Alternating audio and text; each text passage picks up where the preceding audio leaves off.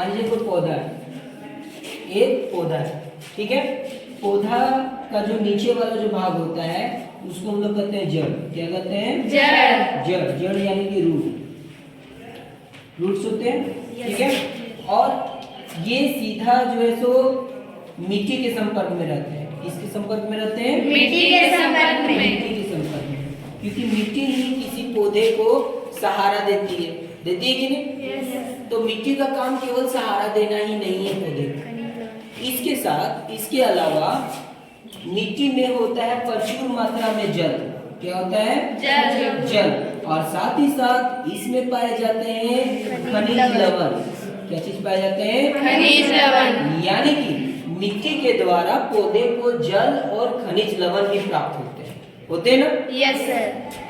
अब खनिज लवण प्राप्त करने के लिए मिट्टी एक ऐसा चीज है जो कि इसके सबसे नजदीक है कि नहीं? तो दिक्कत नजदीक भी है और प्रचुर मात्रा में भी है। तो इससे स्पष्ट है कि मिट्टी के द्वारा ही पौधे जो है वो मतलब मिट्टी के माध्यम मिट्टी से ही पौधे जल और खनिज लवण प्राप्त करेंगे। अब इसके लिए एक सिस्टम है। सिस्टम ये है कि इसमें एक प्रणाली पाई जाती है, ठीक है, जिससे कि जल का वहन होता है। होता ये है कि इसके थ्रू एक पाइप जाता है जो कि पौधे के हर भाग में जाता है, जिसको हम लोग कह रहे हैं जाइलम। जिसको हम लोग क्या कर रहे हैं? जाइलम। जाइलम। तो जाइलम जो होता है पेड़ के जड़ से लेकर के पौधे की पत्तियों तक होती है। पौधे की कहाँ तक होती है? पत्तियों तक। पत्तियों तक। हम इसके पहले पढ़ चुके हैं कि खाना जो है वो पत्तियों में बनता है। कहाँ बनता है? पत्तियों में। पत्तियों में बनता है, ठीक है। तो भोजन तो यहाँ बन गया, और उसके लिए खाना बनाने के लिए इसको पानी चाहिए। क्या चाहिए? पानी।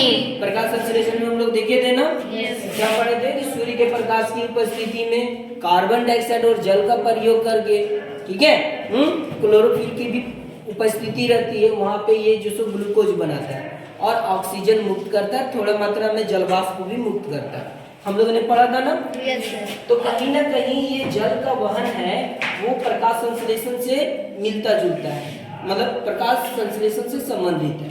कोई दिक्कत इसमें नहीं ना? तो अब पूछेगा पहला प्रश्न यहाँ पे आपका वही आ जाता है कि ये जो दिशा होती है जल के वहन की दिशा किधर होती है? तो इसकी दिशा होती है जड़ से पत्तियों तक। जड़ से पत्तियों तक। पत्तियों तक, यानी कि ये यूनिडायरेक्शनल होती है, एक ही दिशा में होती है, यानी उधर वो गामी, नीचे से ऊपर की ओर, ठीक है। तो ये प्रश्न हो गया। दूसरा प्रश्न तो हम लोग जानते ही हैं 9th क्लास से ही कि पौधों में जल का वहन किसके द्वारा होता है? तो जाइलम के द्वारा होता है। तो अब यहाँ पे हम लोग को एक बात तो स्पष्ट हो गई कि अगर जल का वहन होना है तो वो जड़ से पत्तियों तक होना है, ठीक है। मतलब पौधे का वह भाग जो कि मिट्टी के संपर्क में है वहां से लेकर के पौधे के उस भाग तक जहां पे क्लोरोफिल पाया जाता है। तो अब यहाँ पे दूरी मायने रखती है। दूरी मायने रखती है अगर हम बात करें कि दूरी के आधार पे, ठीक है, यानी कि जड़ और पत्ते की दूरी के आधार पे तो दो बातें आ सकती हैं। पहला बात तो ये आएगा कि जड़ और पत्ते की दूरी बहुत कम हो, ठीक है। जैसा कि अलगी में पाया जाता है, काई में पाया जाता है, एकदम छोटा छोटा पौधा ही होता है, उसमें जड़ और पत्ता के बीच में दूरी पता भी नहीं चलता। तो वैसी स्थिति में ये जल का वहन क्या होगा? बहुत आसान तरीके से होगा। उसको हम लोग उस प्रक्रिया को हम लोग कहेंगे विसरण। क्या कहेंगे? विसरण। विसरण यानी कि डिफ्यूजन। डिफ्यूजन के द्वारा सीधे सीधे पत्ते शरीर के पूरे अंग में ही पहुंच जाएंगे, ठीक है। लेकिन अगर हम बात करें तब जब जड़ और पत्ते के बीच की दूरी अधिक हो जाए, जैसे कि झाड़ियों में होता है, पेड़ पौधों में होता है, बड़े बड़े पौधों में होता है, दूरी बढ़ जाती है ना, तो वैसी स्थिति में ये विसरण यहाँ पे काम नहीं करेगा, ठीक है। जब दूरी अधिक होगी तो विसरण काम नहीं करेगा। ऐसी स्थिति पे यहाँ दो चीज आएंगी, दो अलग बल काम करेगा। एक ऐसा बल होगा जो कि चूसन बल कहलाएगा, ठीक है। चूसन बल मतलब खींचने वाला बल, जो पानी को खींचेगा ऊपर की ओर, है ना। और दूसरा बल जो होगा वो पुशिंग फोर्स होगा, यानी धक्का वाला बल, ठीक है। धक्का देने वाला बल जो जल को नीचे से धक्का देगा कि तुम जाओ ऊपर, ठीक है। तो जो चूसन बल है इसको हम लोग कहते हैं वाष्पोत्सर्जन, वाष्पोत्सर्जन, ठीक है। Transpiration, clear. और जो धक्का देने वाला जो बल है ये एक, इसमें जो टर्म आता है वो आयन सांद्रण में अंतर, आयन के सांद्रण में अंतर, ये दो चीजें हम लोग देखते हैं, ठीक है। तो हम लोग को डिटेल में पढ़ना है पेड़ के लिए, पौधे के लिए, जिसमें पत्ता और जड़ के बीच की दूरी अधिक होती है, ठीक है। तो इसमें हम लोग दो चीज देख ली है, तो हम लोग एक एक करके बात करते हैं। सबसे पहले हम लोग बात करेंगे वाष्पोत्सर्जन का, ठीक है।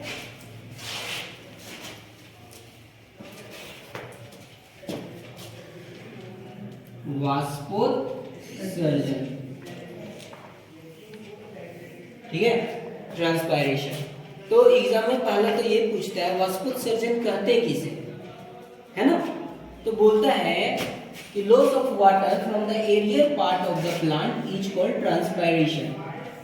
यानी कि कोई अगर पौधा है, ठीक है, पौधा का क्या है, वायवीय भाग जो हवा में रहता है, यानी ये भाग ये भी हो सकता है, ये पत्ते हो सकते हैं, ठीक है। तो पत्ते के द्वारा जड़ की हानि या पौधे के वायवीय भाग मतलब जो हवा में रहता है, तना के द्वारा, पत्ता के द्वारा जल की जो हानि होती है उसी को हम लोग कहेंगे वाष्पोत्सर्जन, ठीक है। चलिए समझ में आई, क्लियर। हाँ, पौधे के वायवीय भाग के द्वारा जल की जो हानि होती है उसको हम लोग कहते हैं वाष्पोत्सर्जन। उसको हम लोग क्या कहते हैं, वाष्पोत्सर्जन। वाष्पोत्सर्जन, वाष्पोत्सर्जन का पौधे के लिए एक लाभ भी है कि ये जो है वो टेम्परेचर मैनेजमेंट करता है। क्या करता है, टेम्परेचर मैनेजमेंट करता है। यानी कि ये जो है ये पौधे में ताप का नियमन भी करता है, ठीक है। एग्जाम में तो ऐसी ये बहुत कम पूछा जाता है, लेकिन कंपटीशन में ज्यादा पूछा जाता है, ठीक है। हालांकि आपके बुक में ये लिखा हुआ है, क्लियर। तो वाष्पोत्सर्जन के बारे में हम लोग देखते हैं। होता ये है कि दिन के समय, कब, दिन के समय मैं बात कर रहा हूं जिस समय सूर्य आकाश में है, ठीक है।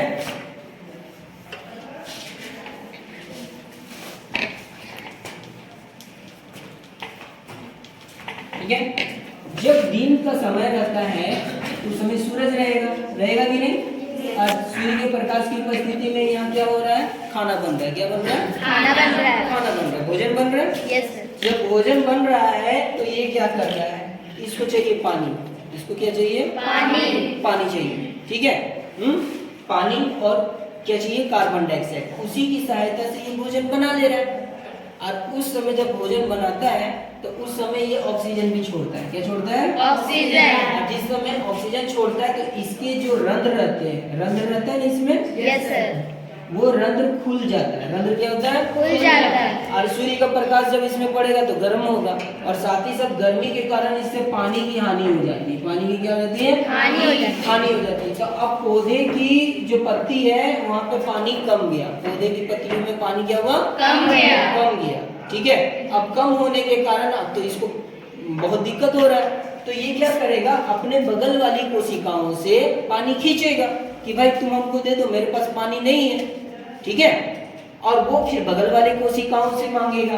तो इस तरह करते करते ये क्या होता है, ये जो जाइलम का जो भाग है, जाइलम में वो सब बगल वाली कोशिकाओं से पानी लेते रहते हैं।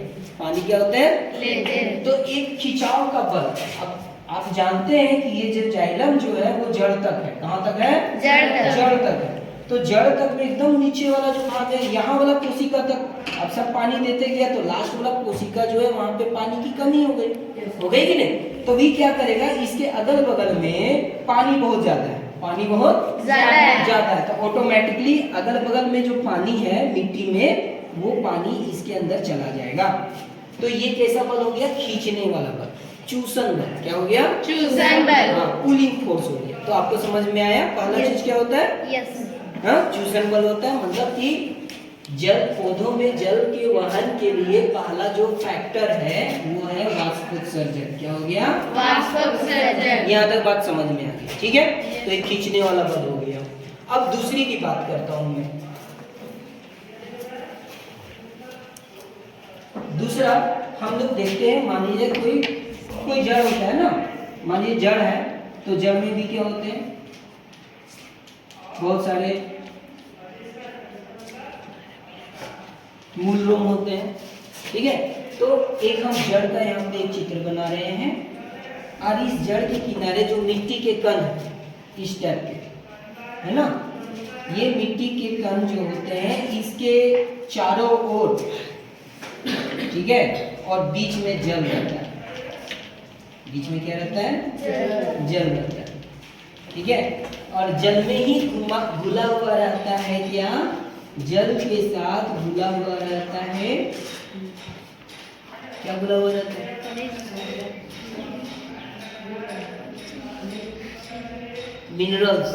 मिनरल्स यानी कि खनिज लवण। क्या चीज? खनिज लवण, ठीक है? और ये जो खनिज लवण होते हैं वो आयन्स के रूप में होते हैं। क्या चीज के रूप में होते हैं? आयन के रूप में। आयन के रूप में रहते हैं, ठीक है? जैसे नाइट्रेट के रूप में रहता है, ठीक है? पोटेशियम आयन के बीच में रहेगा, सोडियम आयन के इस के रूप में रहता है, ठीक है? तो ये जो जड़ के बाहर में जो खनिज लवण है, ठीक है, तो उसकी मात्रा क्या है? अधिक है। उसकी मात्रा क्या है? अधिक है। मात्रा अधिक है यानी कि आयन का सांद्रण अधिक है। आयन का सांद्रण अधिक है। कहाँ? जड़ के अंदर की बाहर? बाहर। जड़ के बाहर। और जड़ के अंदर में जो कोशिकाएं हैं उसमें ये जो आयन है उसकी सांद्रण है वो कम है। उसका सांद्रण क्या है? कम। क्लियर है? तो इन दोनों के बीच में जो आयन का सांद्रण है, ठीक है, उसमें अंतर बढ़ जाता है। उसमें अंतर क्या होता है? बढ़ जाता है। और जब अंतर बढ़ जाता है तो इस अंतर को खत्म करने के लिए, इस अंतर को खत्म करने के लिए जो मिट्टी से जो खनिज लवण होते हैं, ठीक है, वो जड़ में प्रवेश करना शुरू कर देते हैं। वो जड़ में प्रवेश करना शुरू कर देते। और वो भी एक्टिवली मतलब एकदम लगातार, ठीक है, सक्रिय रूप से, हाँ, और प्रवेश करना शुरू कर देते हैं। अब इसके ये तो चूंकि घुला हुआ है तो पानी भी प्रवेश करेगा, पानी के साथ प्रवेश करेगा, है कि नहीं? और ये एक स्तंभ, जल स्तंभ का निर्माण कर देता है। ये पूरा जाइलम में जा रहा है ना, जाइलम भी पानी को लेकर के जाएगा, तो जल स्तंभ का निर्माण करता है। और ये जल स्तंभ जो है वो जड़ से लेकर के कहाँ तक चला जाता है? पत्तियों तक। कहाँ तक चला जाएगा? पत्तियों तक चला जाता है, ठीक है? तो ये एक धक्का देने वाला बल है। धक्का देने वाला बल हो गया। इसी प्रकार जो है वो पौधे में जल का वहन होता है। पौधे में जल का वहन होता है, ठीक है? तो अब तुम लोगों को समझ में आया कि अगर पत्ता और जड़ के बीच दूरी ज्यादा हो तो क्या वहां विसरण काम करेगा? विसरण काम नहीं करेगा। उसके लिए वहां पे दो बल आएगा, एक रहेगा चूसन बल और दूसरा रहेगा धक्का देने वाला। चूसन बल है, उसका क्या नाम था? वाष्पोत्सर्जन। क्या था? वाष्पोत्सर्जन। और धक्का देने वाला जो बल है वो है आयन सांद्रण में अंतर। इन्हीं दोनों की सहायता से पौधे में मिट्टी से पौधे में जल प्रवेश करता है। चीजें समझ में आई? Yes sir. किसी को दिक्कत? No sir. इसमें इम्पोर्टेंट क्या है? इसको इम्पोर्टेंट है वाष्पोत्सर्जन किसे करते हैं, ठीक है? ये शॉर्ट में पूछ देगा 1-2 नंबर वाला में, क्लियर? और क्या पूछेगा? ऑब्जेक्टिव में पूछेगा पौधे में जल का वहन किसके द्वारा होता है, तो वो जाइलम के द्वारा हो जाएगा। और अगर 3 नंबर का पूछना होगा तो बोलेगा पौधे में जल का वहन कैसे होता है, तो वो चीज कर लेंगे। ठीक है, और एक्स्ट्रा अगर कोई पूछ सकता है तो बोलेगा वाष्पोत्सर्जन का क्या मतलब क्या फायदा है। ठीक है, तो वाष्पोत्सर्जन का पहला तो नुकसान है कि जल की हानि हो जाती है, लेकिन फायदा यही है कि इसी के कारण जो पौधे में मिट्टी से जल का अवशोषण हो जाता है। और दूसरा इम्पोर्टेंट फायदा है कि इसके द्वारा ताप का नियमन होता है, मतलब कि टेम्परेचर मैनेजमेंट होता है प्लांट्स में। चीजें समझ में आ रही है? यस कोई दिक्कत? No sir.